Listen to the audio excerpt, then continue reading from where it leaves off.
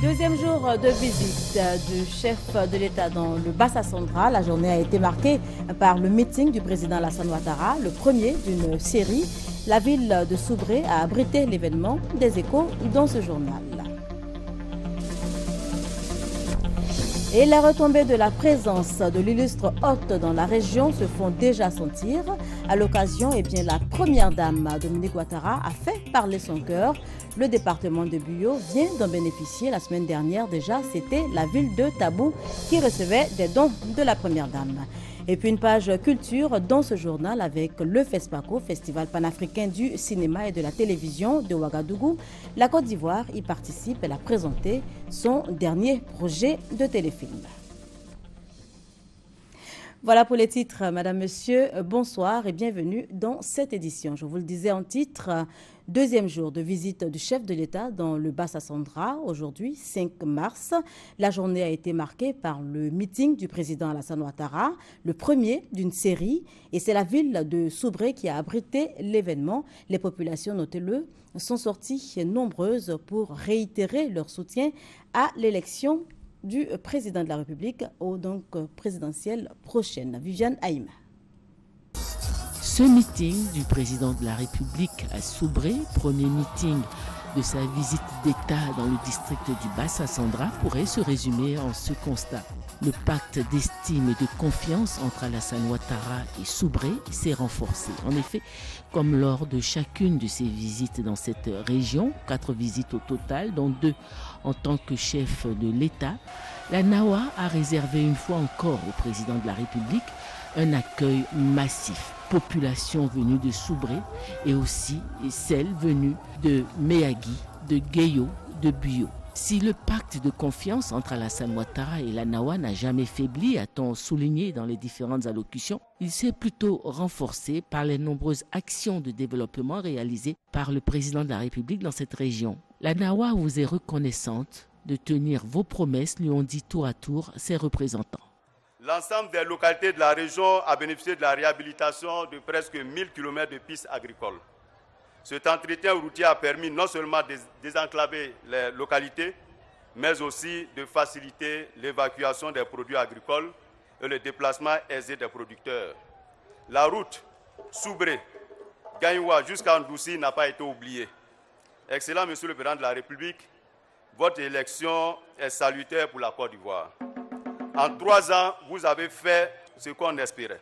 Les réalités de notre région aujourd'hui, ce sont ces femmes et ces hommes heureux comme ils ne l'ont jamais été, qui vous sont acquis et qui garderont de vous l'image inoubliable d'un président de la République qui, pour la première fois dans l'histoire de notre région, a inondé tous les villages et toutes les villes d'importants travaux pour améliorer les conditions de vie de ses concitoyens.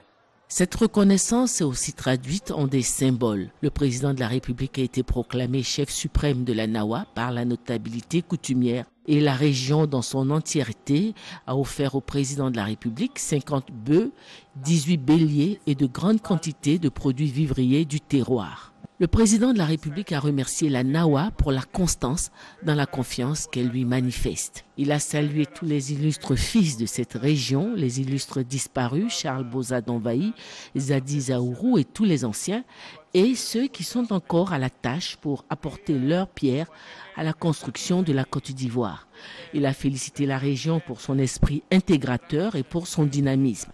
L'effort de développement entrepris dans la NAWA va encore se poursuivre en 2015, a promis le président de la République. Vous savez, nous avons, comme vous l'avez dit tout à l'heure, chers jeunes frères, entrepris d'importants travaux à Soubré et dans la région de la NAWA.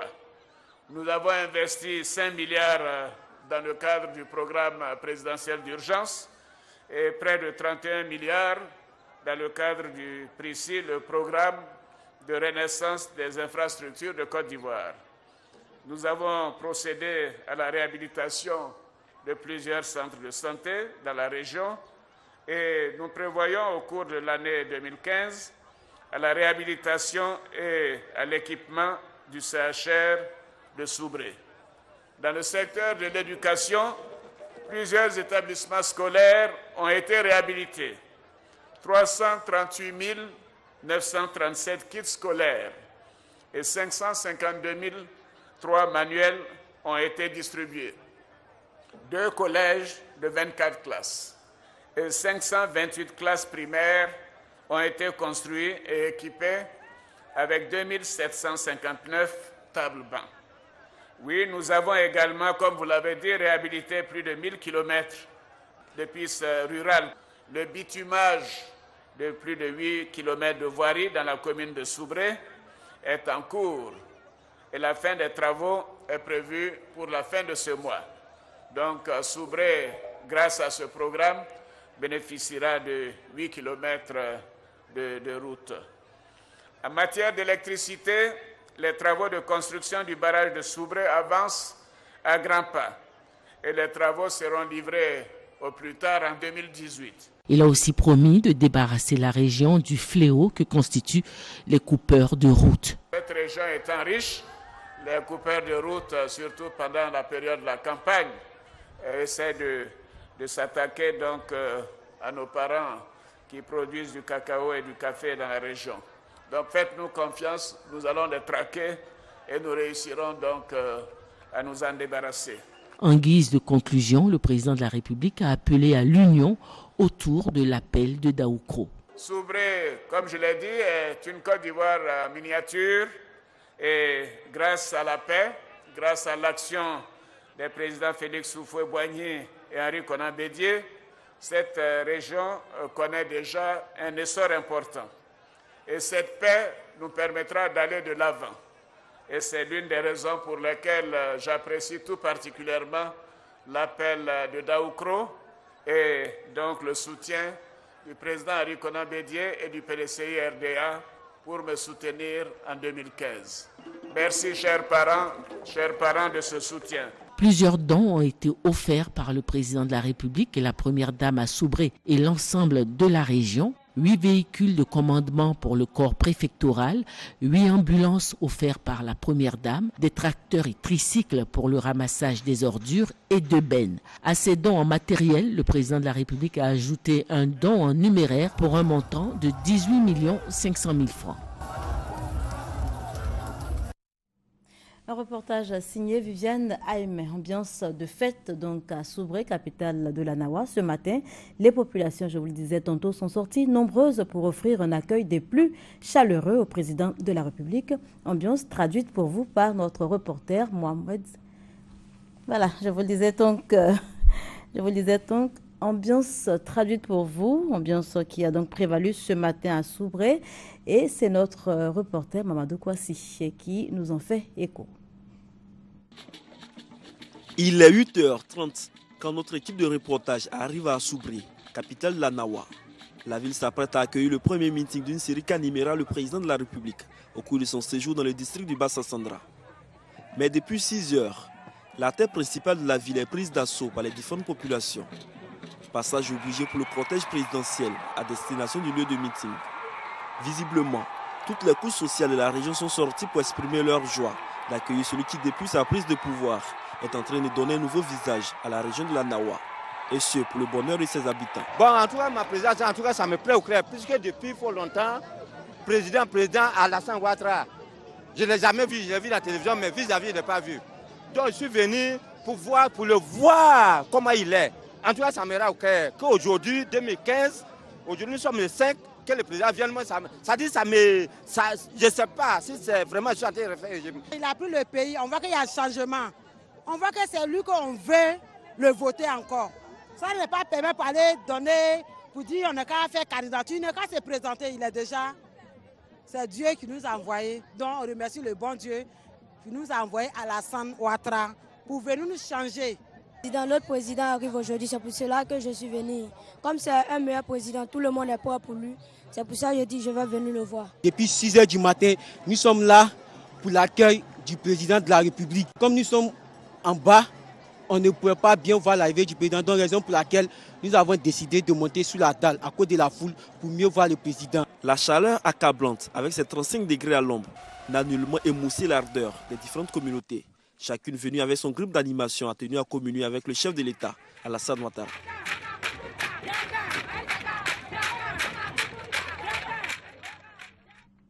Voilà, visite du chef de l'État donc dans le sud-ouest de la Côte d'Ivoire, visite porteuse d'espoir en tout cas pour les populations de la région. Elles se sont exprimées au micro de Mamadou Kouassi.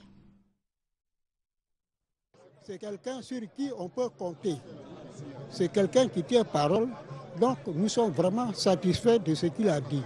Et nous savons qu'avec lui, on peut aller, le pays peut aller de l'avant. Il a dépassé nos espérances. Oui, il y a très peu de temps. Et il continue de travailler. Et surtout, pour notre région, il a promis beaucoup, il continuera de faire. Vous voyez, l'habitumage à s'ouvrir quelques kilomètres, 7 kilomètres, après il ajoute 4 autres, ça fait beaucoup, il travaille beaucoup. Très satisfait. Et nous le soutenons, nous prions pour qu'il en fasse davantage et qu'il soit en bonne santé. J'ai besoin de son affaire, j'ai content de son affaire. Nous-mêmes, on est derrière lui. Parce que maintenant là, c'est lui qui a aidé nous, Côte d'Ivoire, devenir Côte d'Ivoire. Je ne peux pas refuser son affaire. Il dit 10 ans, 15 ans, 20 ans, lui va faire. Nous tous, il est derrière lui. Voilà, et donc les retombées de la présence de l'illustre hôte se font déjà sentir dans la région. Tabou vient à l'occasion de recevoir donc des dons de la première dame de Côte d'Ivoire, Thomas Guessombi. La place de la gare de Tabou aura reçu plus de monde que d'ordinaire le week-end dernier. La raison, la caravane de bienfaisance du cabinet de la première dame Dominique Ouattara visite les populations du département. À la vue de la délégation que conduisait Yao Patricia Sylvie et surtout de l'envergure des dons, le bollo, danse traditionnelle au parfum sans doute original, ne peut que s'inviter dans l'accueil. Au milieu de cette ambiance festive, l'envoyé de l'épouse du chef de l'État a tout de même le temps de transmettre officiellement le volume de dons en nature, accompagné d'une enveloppe d'environ 1,5 million. Les dons sont si nombreux qu'on pourrait les détailler toute la journée, on n'aura pas fini. La porte-parole des femmes tout à l'heure a demandé un fonds. Désormais, le fonds d'appui aux femmes de Côte d'Ivoire est présent à Tabou. C'est le message majeur que je voudrais donner de la première dame, dire à ses sœurs qu'elles ne sont pas oubliées, qu'elles pensent à elles et que tous leurs problèmes seront pris en compte pour que la Côte d'Ivoire soit développée dans son intégralité afin que nous soyons un pays unis et forts. La population très touchée par ce geste de la première dame de Côte d'Ivoire n'a eu d'autre mot que des remerciements. À Tabou, ce sont au total 130 millions de francs CFA de dons en nature et une somme de 400 000 francs CFA dont a bénéficié la population de la part de la première dame, Dominique Ouattara.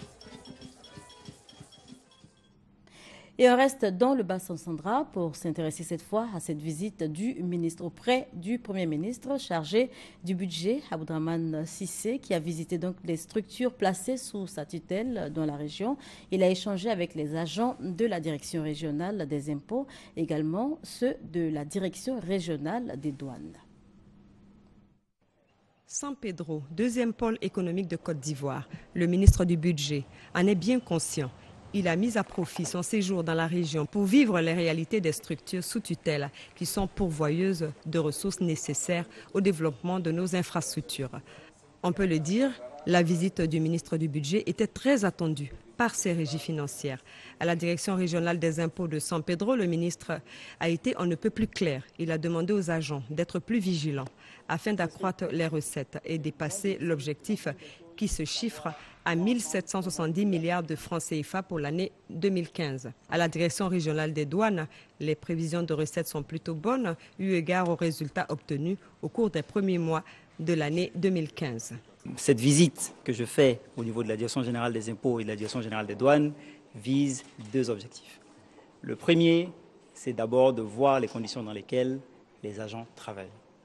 Le deuxième, c'était de leur passer un message. Le message, c'est le même. C'est qu'il faut absolument que nous donnons chacun de nous le maximum pour pouvoir atteindre les objectifs qui nous ont été fixés par le gouvernement. Comme vous le savez, nous avons un budget à 5 014,3 milliards de francs CFA, dans lequel les recettes fiscales jouent un rôle prépondérant. Donc il est quand même important pour moi, nous sommes en mars, donc 2 mois après le début de l'année, il était important pour moi de revenir voir les agents afin de les sensibiliser encore une fois à la cause commune. Au niveau de la douane, c'est environ 1400 milliards de francs CFA qui sont attendus de la Direction générale des douanes. Et il faut dire que les 2 premiers mois sont relativement bons au niveau de la douane. Donc je compte sur les agents pour que ce niveau-là puisse être atteint et même, et surtout, dépassé. Abdourahmane Cissé a encouragé les agents à toujours faire plus pour le rayonnement économique de la Côte d'Ivoire. Et c'est un ministre du budget à rassurer quant au bon fonctionnement de ces structures qui a visité les impressionnantes installations du port autonome de San Pedro, premier port d'exportation de cacao, dont le capital est estimé à 2 milliards de francs CFA et le chiffre d'affaires à 6 milliards 712 millions de francs en 2014. Voilà, c'est un reportage signé Abiba Dambélé et on change totalement de sujet. 1995-2015, 20 ans après les recommandations de Beijing, quelle égalité du genre en Côte d'Ivoire? C'est autour de ce thème donc que vont se dérouler les festivités marquant la journée de la femme. Ce sera le 8 mars prochain. La place de la femme dans les instances de décision, la réduction des inégalités entre hommes et femmes, autant de sujets qui vont donc alimenter les débats. Mais avant, notre reporter Franck Wadio s'est intéressé au sujet. Une journée de travaux champêtres des plus ordinaires pour Dame Yolande. Mais très vite, il va falloir troquer les habits de cultivateur pour ceux de chef. Amena Yolande, sexagénaire à la retraite, devient Nana Ndoli Amlan II, chef du village de Kajokro, dans le département de Tomodi. Donc les parents maternels m'ont choisi et j'ai consulté les parents paternels, ils m'ont demandé d'accepter. C'est ainsi que j'ai accepté. Bon, avec les femmes, ça passe. Bon, avec les hommes... Toutefois, dans les collectivités locales, on brise de plus en plus les tabous. La femme est impliquée dans la prise de décision. Vous allez à la banque, aux caisses, là, c'est les femmes. Parce qu'elles ne volent pas, elles sont honnêtes, tout ça. Moi, les 2 femmes qui sont dans mon bureau sont vraiment exemplaires. De la bonne volonté, mais une entrave, l'analphabétisme. Sur 51% des personnes touchées, plus de 70% sont des femmes, une réalité à combattre. Dans une famille, quand on va dire à un père de famille de scolariser ses enfants, la priorité va aux garçons. Mais les filles sont laissées pour compte. Mais pour atteindre cette parité-là, nous sommes en 2015, bientôt 2020. Pour atteindre la parité, il faut vraiment booster l'analphabétisme hors du pays, mais surtout adresser la question au niveau des femmes pour qu'elles apprennent à lire et écrire. L'analphabétisme comme une des raisons qui freine l'intégration sociale de la femme, une intégration d'ailleurs cruciale. En 1995, à Beijing, en Chine, un programme a été mis en œuvre par les Nations Unies. Objectif, l'amélioration du taux de représentativité de la femme dans les sphères de décision. Un quota de 30% a même été proposé. En Côte d'Ivoire, des structures sont créées. Un observatoire national sur l'équité et le genre depuis le 17 décembre dernier, né sur les cendres de la direction de la promotion du genre. L'État de Côte d'Ivoire, depuis pratiquement les années 1995, surtout à partir des années 2000, met un point d'honneur à faire en sorte que les besoins spécifiques de toutes les couches de la population soient pris en compte. La parité entre hommes et femmes, les mêmes chances dans les projets de développement, elles sont nombreuses à ne pas en cerner les contours. Quand je vais dans les administrations et autres, c'est toujours les hommes qui sont à la tête. Cette jeune étudiante, par exemple, clame sa désillusion. Aujourd'hui diplômée, elle dit avoir des difficultés à intégrer le monde de l'emploi. Elle se contente donc de menues activités. Non, je ne sens pas. En tout cas, je ne sens pas. Parce qu'il y a des copines avec qui j'ai passé le concours pendant combien d'années. Actuellement, elles sont à la maison, elles ne font rien. C'est moi qui ai eu un petit boulot pour pouvoir me débrouiller. Sinon, actuellement, je ne sens pas. En cause, peut-être des idées reçues sur la femme, ce qui fait que les habitudes ont la peau dure. Il s'agit de travailler au changement des mentalités et au changement des comportements. Il faut que dans notre pensée, nous puissions évoluer pour dire que c'est vrai qu'il fut certainement un temps dans notre histoire, dans nos civilisations, où les femmes n'avaient pas le droit de faire certaines activités, où les femmes n'avaient pas le droit de s'exprimer en public. Et c'est même ce qui a fait qu'on ne voulait même pas mettre dans certaines sociétés les filles à l'école. Une difficulté perceptible à plusieurs niveaux. La parité homme-femme, même dans les instances de prise de décision, pas toujours évident. Quand on prend les chiffres au niveau du gouvernement, c'est toujours 15%. On n'a même pas encore atteint les 30% pour dire qu'on va aller à 50%. Donc il y a des problèmes là. Quand on prend les députés, en 2000, on était à 8,5%. Aujourd'hui, on est en 2015, on est à peine 10%. C'est-à-dire 1 point en 10 ans. C'est là où il y a le problème. Mais hier, le président a promis, il va soutenir les femmes candidates. On va mener des actions pour que les chiffres augmentent. Mais c'est vrai que les chiffres ne sont pas réluisants. Et pourtant, la volonté existe.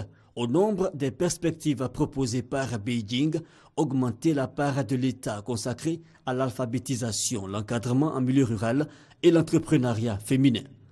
En tant que femme entrepreneur, il faut se battre au même niveau que les autres personnes qui ont un peu plus de chances que vous. Et c'est en ce sens que c'est plus difficile d'être femme entrepreneur et réussir dans ce que nous faisons. Des avancées donc et un outil institutionnel, le compendium des compétences féminines, un document de référence pour identifier les femmes qualifiées dans leur domaine. L'idée à terme est de guider leur prise en compte dans les organes de décision. Comme on dit au compendium, nous voulons accompagner les femmes. Chaque femme est une entrepreneur potentielle. On va les accompagner, on va fabriquer, entre guillemets, des femmes entrepreneurs. Donc chacun aura son mot à dire. Le Conseil national de la femme, créé le 2 mars dernier et présidé par le chef de l'État, Alassane Ouattara, 20 ans après les résolutions de Beijing, peut être le bout du tunnel. Les attentes sont grandes. Voilà, 20 ans après Beijing, égalité des genres en Côte d'Ivoire, quelle réalité? Vous pouvez continuer le débat chez vous. Des responsables du MFA, Mouvement des Forces d'Avenir, se prononcent, eux, sur la candidature unique au sein du RHDP, le Rassemblement des Oufouettistes, au cours d'une rencontre qui a réuni vice-présidents, élus, cadres et autres membres du bureau politique du dit mouvement. Ils se sont dit favorables à l'appel de Daoukro. Gabriel Zané. Alassane Ouattara est désormais le candidat du mouvement des forces d'avenir MFA, parti membre de la coalition des Oufouettistes au pouvoir depuis 2011. Les membres du bureau politique, les élus et cadres du parti se sont prononcés en faveur de l'appel de Daoukro dans une déclaration faite à l'unanimité ce jeudi 5 mars. Le bureau politique du MFA, les cadres, les élus, les délégués régionaux et départementaux déclarent que le président Alassane Ouattara est le candidat du MFA à la prochaine élection présidentielle. Une déclaration attendue depuis l'annonce de la candidature unique d'Alassane Ouattara au sein du RHDP et qui rompt ainsi le silence sur la position du MFA. Pour éviter toute fissure dans le mouvement des forces d'avenir, le député Moutaï Azoumana ajoute que ce jeudi est seulement un jour de libre expression et non une dissidence. La preuve, la déclaration a été lue au siège du MFA. Il n'y a pas de dissidence, mais c'est la légalité. Nous avons affirmé au Congrès une résolution qui dit que le MFA demeure un membre du RHDP. Donc si vous demeurez un membre du RHDP, c'est tout à fait normal que le MFA soutienne la coalition auquel il appartient. Pas de levée de bouclier donc dans le parti d'Anaki Kobenon. Par cette déclaration, le MFA déroule le tapis rouge à Alassane Ouattara en attendant la convention du parti pour entériner la décision. Une page culture avant de refermer ce journal avec donc le FESPACO, Festival panafricain du cinéma et de la télévision de Ouagadougou, qui a ouvert ses portes le 28 février dernier pour les refermer le 7 mars prochain. La Côte d'Ivoire y participe. Elle a présenté récemment donc son dernier projet de film. Serge Collier.